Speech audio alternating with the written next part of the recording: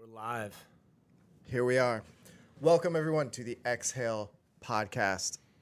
I'm Eric Strauss. I'm here with Rodman Lees. How's it going, Rodman? Good evening, Eric. Good evening. Excited for the podcast. Indeed. Pull the veil behind what separates what can be a hard to distinguish thing. We're looking at, if you haven't been able to tell already between the title and what lays out in front of us, polespear slip tips. A lot of these slip tips, especially at first glance, look very similar. However, when you're actually using them, some of those small differences make a big difference when you're actually out on the water. Absolutely. So here in front of us, we have compiled several of the, yes, some more popular than others, but most of the more well-known slip tips out there. Yeah, a couple new ones, but I'd say that these are the main polespear tips that you see people using day to day all summer long in the Bahamas. Especially, these are going to be your most popular options For sure. So I guess we'll just start. We'll start on that side because we're kind of going in a crescendoing order, sort of. They're laid out kind of random. Let's do a little hot swap. All right. So basically, I guess the first thing you want to talk about is how these things basically work and why people use this over, let's say, a standard flopper tip. I like a flopper tip on a polespear, but I'm mostly a sling guy. If I'm using a polespear, it's just basically a gaff to horse something out of the hole. So I like the fact that it's hard connected. But the reason I use a slip tip, so I shoot a fish, bang. When the fish, this one's a little bit old, but oil your gear before you go, right? So now this punches all the way through the fish, if you can see it against my white shirt. And then this is toggled on the other side of the fish.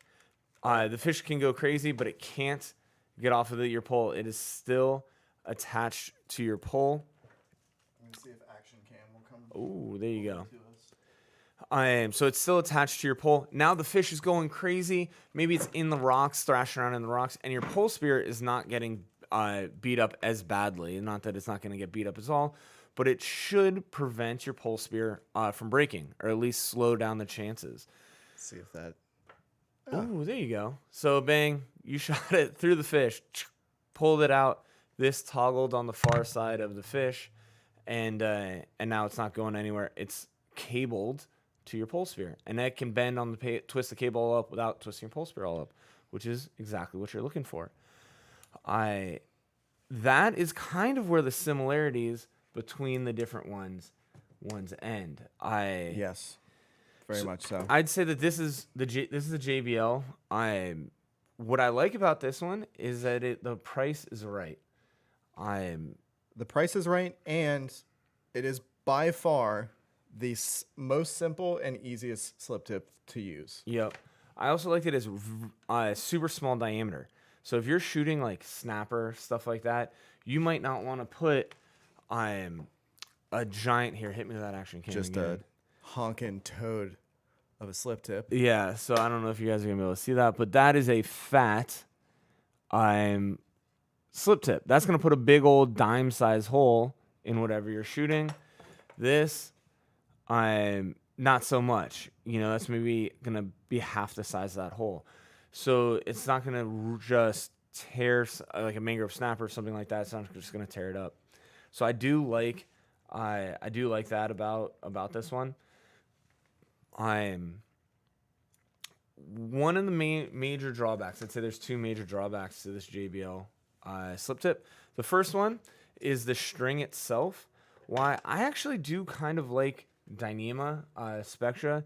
This particular Spectra, I've noticed it frays pretty easy. Yeah, and this is essentially we've talked about different types of line in some other episodes, but it's it's a hollow core Dyneema. Mm-hmm. So there's nothing on the inside of this. It's actually, if you spread it out, you can fit something on the inside of there. So it makes it easy to splice, which they don't do on it. They actually tie it. Yeah. That's one of the things that keeps the cost down on it.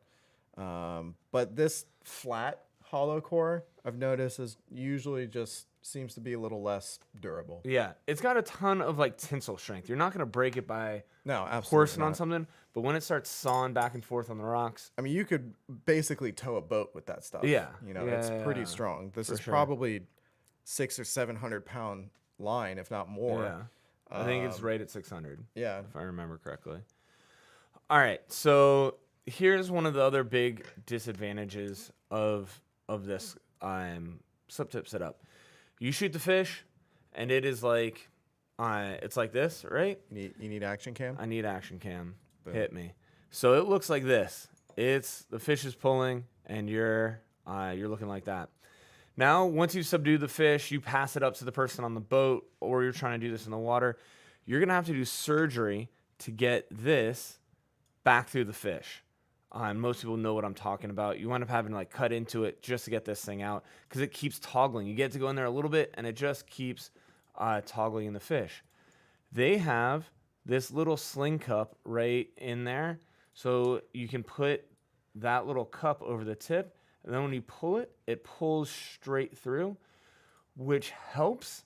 It is less than ideal, I would say.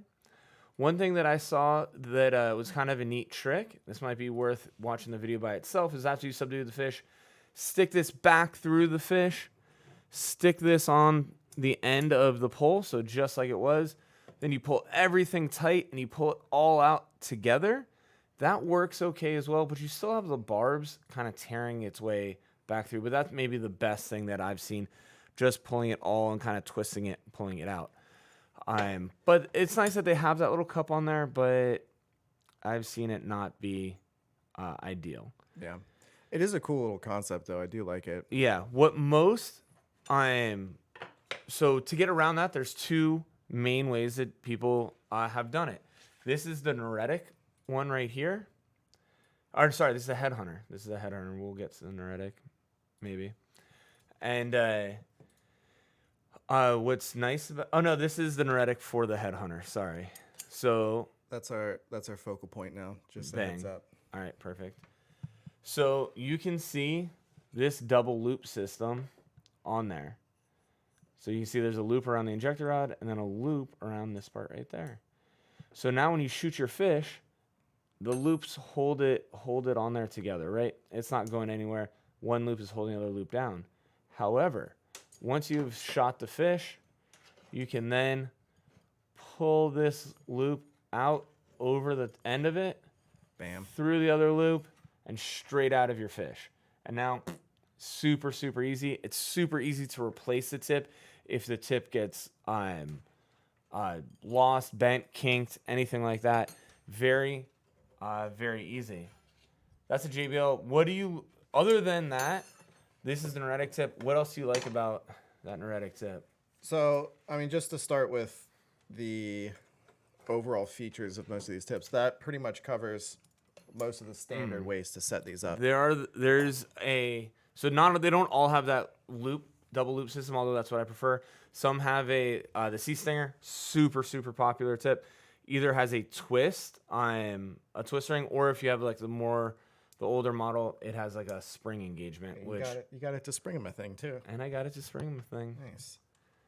So yeah, there's all different types of methods to either detach the tip or get it back through the fish. But by far, the loop-to-loop connection is probably not only the easiest to use, but by far the most popular. Yeah. And it's the most popular because it's the easiest to use. For sure. So we've covered those two guys. Getting in, these are kind of like, I would consider entry-level slip tips. I keep looking at the other camera. We got to get used to that.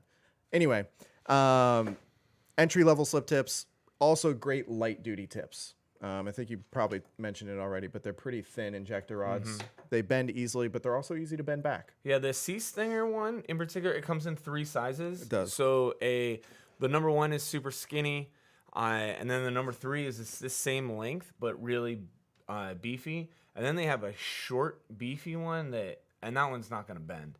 I mean, it's not big enough to punch the through staccato edition. Yeah, exactly. It's not long enough, I'd say, to punch through maybe like the biggest of groupers, but it ain't gonna bend. You know, it's just you're just not gonna be able to get enough leverage on that thing. Yeah, which is another thing we'll talk about too, is the length of injector rod. But moving down the line, the Neritic, the magnetic tip is incredible. That's an awesome concept. There is a couple downsides to this particular design that we'll talk about, but we'll get into that as we start talking about the toggle action of some of these guys. So one thing that I really like about the magnet part of it is that you don't have to worry about rubber bands. It's very few things to fail, but I kind of like putting a rubber band on it anyway, just to keep all of this It keeps everything in line and streamlined. yeah. If not, you kind of have a big hoop, and it doesn't happen all the time, but every once in a while, I'm just nervous that I'm gonna catch it like on a sea fan or a little piece of coral or something like that. So having that, it's not that you need it; it's just keeps it streamlined. Yeah, I usually find myself doing that when I'm running the Neritic. when I set these up for people, whether it's on a Neritic or any other pole spear, like this particular setup is actually made to go onto either an evolved pole spear or a Gatku or something like that. So they're adaptable to go on multiple different poles, but I usually end up either using the rubber band system or putting an O-ring on the pole spear so you can just tuck this cable up under the O-ring, which Rife actually kind of does on their pole spear from the factory. But anyway, the next one we've got up in the lineup is the Headhunter Showstopper tip, which is absolutely the most popular tip out there. Yeah. Not only have they been around for a long time, but it is widely used by most people just because Headhunter is such a well-known Bahamas brand. I'm just going to move over here so we can see this guy. So this is the Headhunter tip. It's a clean-looking setup, very streamlined. It's heavy duty enough that you're really not going to damage or bend this thing under normal use. But while being heavy duty, it's still, everything is nice and tight and clean and compact. For sure. So you can still shoot huge fish with this thing and land big fish with it, but it's also capable of shooting your smaller snappers and things like that. It's not like trying to push something like this through. You still have something nice and streamlined there. So I'd say it's like that used to be heavy duty. It's almost medium duty now. Though you put you shoot a 40-pound or up grouper, even a 30-pounder up grouper, it can bend anything out there. Yeah, that's true. Couple cool things about this that it's different than other tips. You'll notice the end of the injector rod. It almost has a little spherical ball on the end there. So this guy is supposed to help with the slip tip itself toggling off the end. So you'll notice that it's a very light movement, very little amount of the injector rod is up inside of the tip itself. So there's not a ton of movement that needs to happen to get this thing to disengage off of the injector. You can compare that to like the Sea Stinger, which has like that much inside of it. Like a half an inch almost. Yeah. If not a little bit more. And it will happen where you shoot something and you saw me messing with the Sea Stinger before where it doesn't toggle that great and you will just wind up punching a hole in the fish. Like I've seen that happen a bunch of times. Yeah. And actually the next tip we're going to show is probably the best slip tip that I've come across so far. There is one coming out on the market that's I think is going to rival it for toggling. But that little ball end feature is definitely a nice thing. It's a good addition to having just, for example, like we showed you on the Sea Stinger. Oh, we're not using that camera. Move back over. Even the Neritic slip tip, which is a great slip tip with the magnetic setup on there and everything. Sorry, I'll just get you in the middle. But you can see it's like a 90-degree angle to angle. It's like it's all hard angles coming off, right? It's all flat metal against flat metal. It's flat on the tip. It's flat on the inside. Which I think they needed to. You wanted that for the magnet. Absolutely. You want the surface area for the magnet. Absolutely.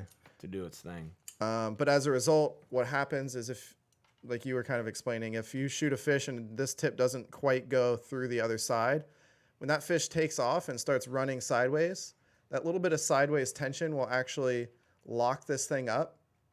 And I'm pulling apart pretty hard without the tip disengaging. So it actually locks the tip up on there. And that's kind of a hard thing to demonstrate. Yeah. you kind of have to feel what it does. So that little tip design on the Headhunter helps a lot with that.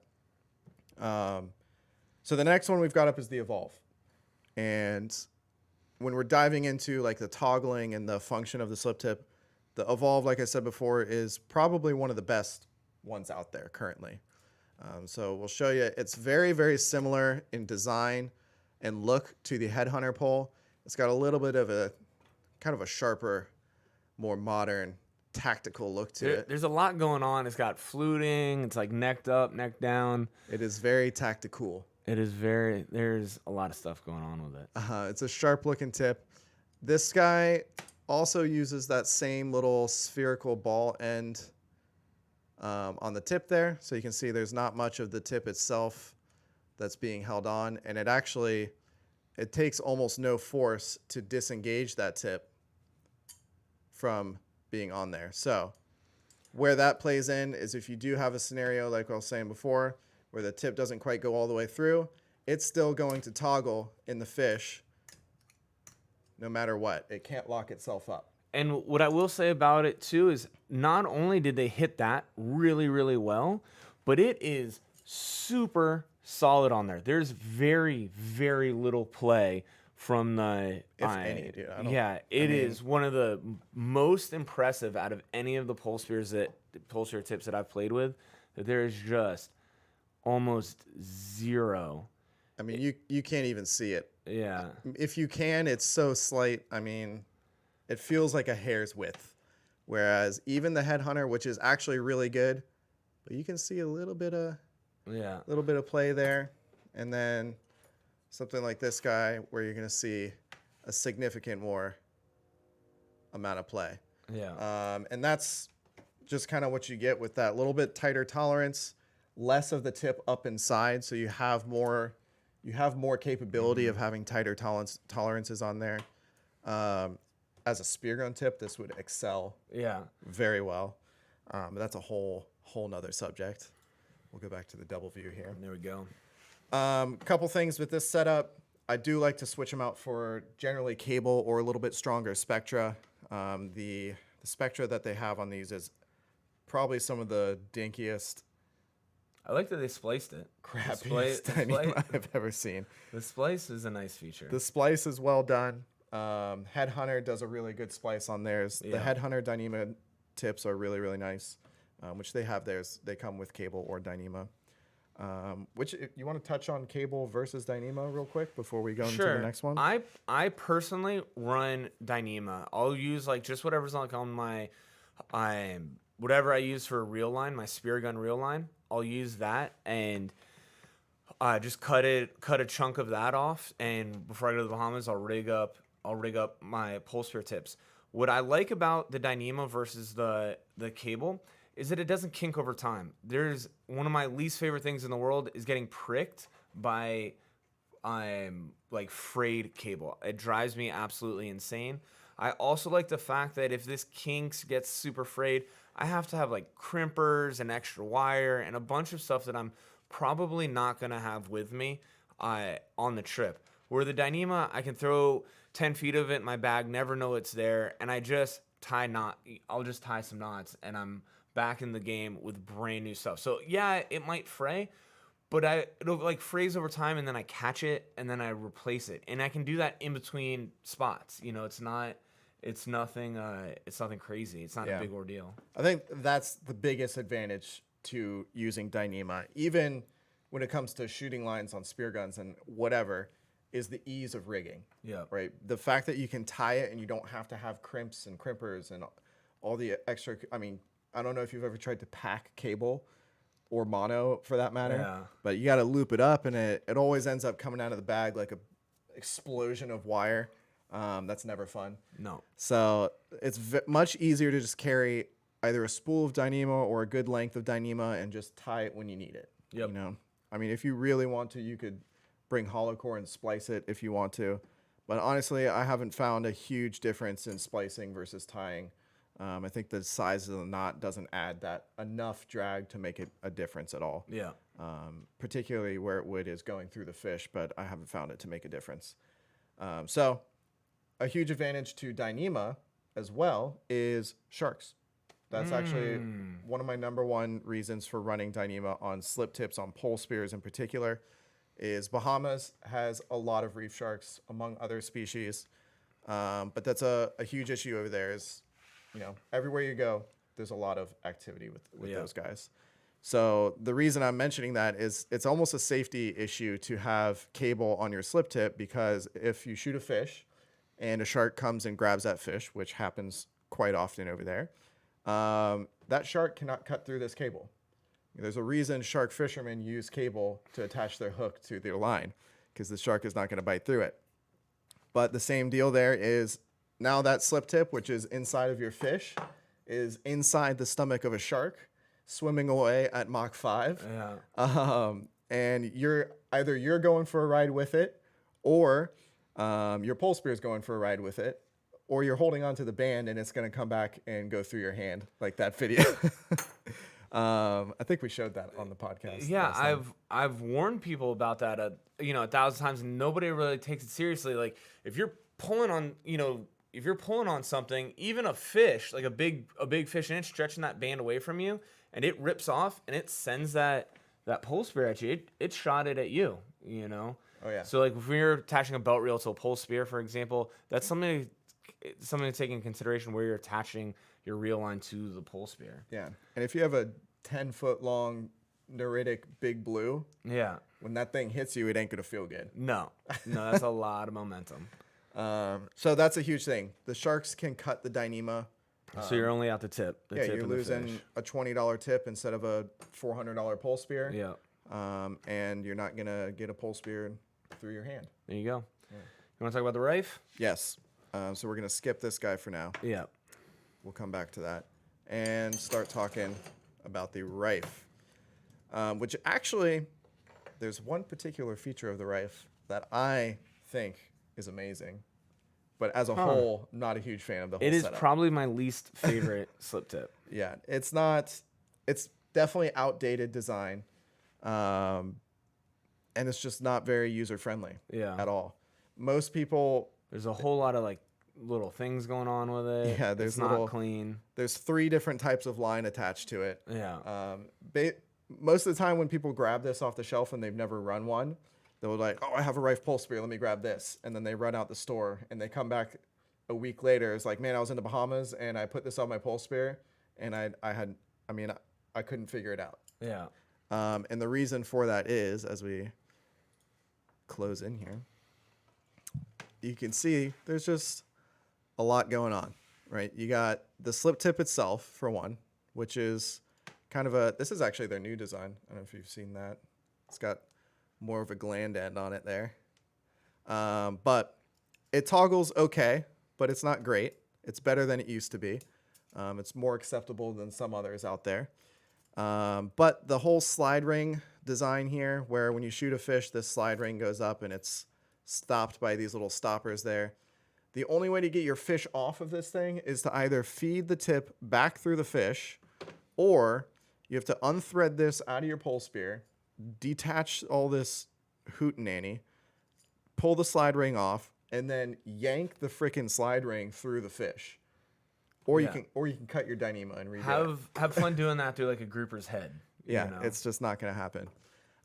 So Rife, please ditch the slide ring. Use a loop-to-loop system. It would be way cheaper. It's the most expensive tip on the market, or close to it. And it would be way more efficient. Yeah. I think you would actually have a really good tip here if it used something besides this. The trickiest part too is on the Rife pole spears. Every other pole spear on the market has male threading coming out of the end. Most of them are 6 mil threading. I don't want to say it's industry standard, because there's 1 or 2 people that just, want to be the black bean in the rice. They have to be different. I was called out the other day and I was like, I like that.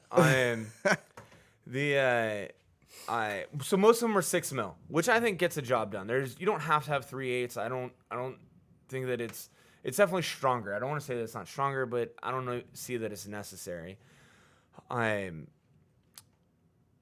But it's all males coming out, like on the male end coming out of the pole spear. The Rife front section is female. So You can see this threads into the Rife pole spear, where all the other ones, it gets threaded into. So you can see that's got threading on it. That receives the threading, and most of them are like this. So that's tough too. One thing about Rife is they do make different size injector rods now. Some other companies, Headhunter makes different size ones as they've come out with different pole spears. Rife always had the big boy, the long one. Neritic has different size ones, but not like easily interchangeable between the same setup. They only make the short one for their other pole spear setups. But yeah, I like the fact that Rife has that option. Yeah. Sea Stinger has that option. They got 3 different ones. Yeah. I would love to see more injector rod options for these other tips. And you see some like there's Poseidon pole spears. They probably have like a 24-inch injector rod, massive. That Manny Pueg forever had that really, really long injector rod, and I think the thought behind that one, it hits really hard. There's a lot of weight into it, but if something's gonna get bent, it's your front section, and it's much easier to replace. I'm just a machined piece of stainless rather than a big carbon fiber deal. I just feel the need to show this. Look at this is just an example to me of it's pretty classic Rife.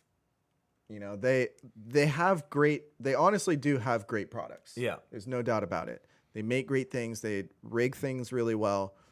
All of their equipment is very high quality. But it's stupid stuff like this. Like, look at the tip of this tip. It's like a blunt force trauma to the fish versus the Neritic or literally anything else where you have a super sharp, almost a needle point. And this is even a used tip. Yeah. And it's still like a needle point on there. And that makes a huge difference on a pole spear. Difference. Huge. It makes a huge difference. This will bounce off a Kubera snapper. Insert fish name here. Yeah. This will bounce off of something. If you hit this at the right angle, like that, doesn't catch my finger at all. This, you can go at a pretty shallow angle, and that's starting to stick into my finger right there. That ain't going to cut it. Step it up, Rife. Step it up. The one thing that I was mentioning before, as far as my favorite thing about this tip, is the tip itself. If it was sharpened better, it would be good. But they brought over kind of the design of their slip tip, spear gun slip tips, which I really like. And the reason for that is it's a very hydrodynamic design. So it's kind of well balanced to hide the line as best as possible to make it the least amount of drag coming through the water. And they even have a little cutout in there for the line itself and the crimp to sit deeper into the slip tip so that everything just sits. It's very satisfying for me to look at this. It makes a great, honestly, the Rife spear gun slip tips are really good tips. If this just was a better setup, this could be a really, really good pole spear slip tip, especially with this new little danger design they got going there. There you go. I like it. Good slip tip, bad rigging, bad setup. And as a result, it makes it, in my opinion, almost unusable. Yep. I wouldn't. It's not for me. All right. Last but not least, the new kid on the block. New kid on the block. This is a very, very different from anything else we have on the table. Mostly because of the injector rod, which literally just looks like a stick. We'll put it in front of Rodman's white shirt. It looks like a stick because it is a stick. It is a stick of what's called pultruded carbon fiber, which is the same thing that many pole spears themselves are made out of, such as the front sections of the Headhunter Predator, front sections of the Evolve pole spears, Gatku, insert name here. Many, many pole spear companies use pultruded carbon because it is very, very lightweight. It is extraordinarily strong. Yeah, this thing weighs nothing. It weighs nothing, and it's very cheap, actually. It might scare some of the retail purchasers to know how cheap pultruded carbon actually is. or fiberglass for that matter. This is the same thing that they make. You know the yellow fiberglass pole spears? That's what they're made out of. Is a stick of pultruded fiberglass. It's a very scalable manufacturing process as far as cost of production goes. Anyway, that's way more information than anybody wants to know about it. But it's very cool because everything else is metal, stainless steel injector rods, which, like we talked about with the Sea Stinger, you get a real thin piece of metal. It's very easy to bend this. Carbon is also pretty easy to bend, although that's a fairly stiff piece of carbon. Like, I ain't gonna bend that. But you put enough weight on this, you can bend it. Yeah. This just happens to be a pretty stout piece of carbon. But what's cool about carbon is you can bend it and it will come right back. That's why carbon fins are so efficient. That's why carbon fiber spear gun barrels are so good, is they can handle, they're a lot stiffer. Yeah. Not in the sense of, I don't know, that's kind of some weird definitions around the word stiffness when it comes to composites. It's not what you usually, it's not stiff like, it's hard to bend. It's stiff as in it springs back to its original position very quickly. It rebounds very quickly. So this is from a company called Black Reef. He is a guy down in Miami that has been making some custom pole spears, and he does a really, really awesome job. And he's the only guy that I've ever seen use a carbon fiber injector rod. Nice. I'm stoked to play with it. I've been nothing but impressed with its bending strength. Like, you can bend this thing to basically 90 degrees and it just comes back. I don't know if you can put enough force on this to get it to 90 degrees. But I am shocked by how strong this thing is. I am curious to see putting this thing just like the blunt force trauma, not into fish, but 100 times into a rock. What happens? So one thing that Black Reef told me, Quaid is the kid's name, is he put this on his pole spears and was destroying cinder blocks with it. So that's pretty good in my book. Yeah. Now, the downside to something like this is you are limited to what you can do. You know, the pultruded carbon is a very, very strong material. It's very impact resistant. That's the word I'm looking for. But this is a 5/16 rod or somewhere in that size range. If you went much thinner than this, you're going to lose a lot of strength. Yeah. Carbon fiber is an amazing material, but it does have limitations, just like any other material does. So you are kind of constrained to using some of these beefier tips that fit over 5/16 injector rods. So for small game, not ideal, but it's not really designed for that. It's designed to take a ton of abuse, which is pretty much what this setup would be for. You know, you have much heavier duty hardware, much bigger injector rod that's pretty much unbreakable, and you can take down some pretty big game with that setup there. There you go. All right, guys. Well, that is a rundown of the most common pole spear tips that you're gonna see out on the market. The slip tips are a great option, especially for going out and shooting fish in the Bahamas. You got a favorite? I think my favorite currently is the Evolve. That toggling of the Evolve slip tip is unbeatable, in my opinion. I think that makes one of the biggest differences in overall performance, more so than anything else. There you go. I'm sticking with the Headhunter, but as long as you kind of pay attention to some of the factors that we talked about, look for that double loop system. Make sure that if your pole spear is 6 mil, that your tip is 6 mil, and whether you're going Dyneema or cable, just make sure that you're replacing it either way more frequently than what the average user is doing. Yeah. Thank you guys for watching. Subscribe. Let us know down in the comments which one is your favorite. Yeah, or did we miss one? We definitely. This is not all the slip This tips is not all out of there. them, but did we miss your favorite? So we will see you in the next episode. Stay tuned. I know we said we're doing a drawing in the next video, but we've got one more week left in our JBL spear gun giveaway. So if you've watched all the way to the end of this video, now you know. There you go. One more. See you guys.